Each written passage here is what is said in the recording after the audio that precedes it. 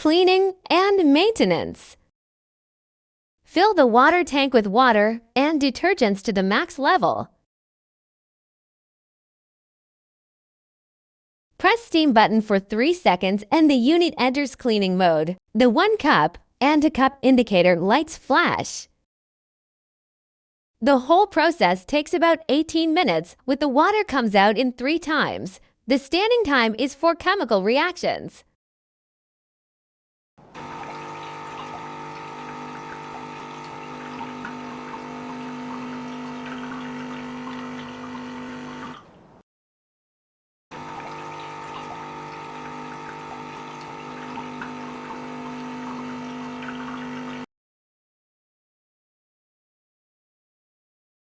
When the lights flash faster, it's time to clean the steam wand.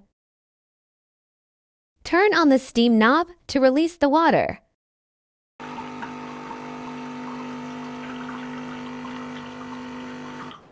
When the cleaning process is finished, all the lights flash. Reset the knob and the appliance enters standby mode. Repeat twice to remove residual detergent.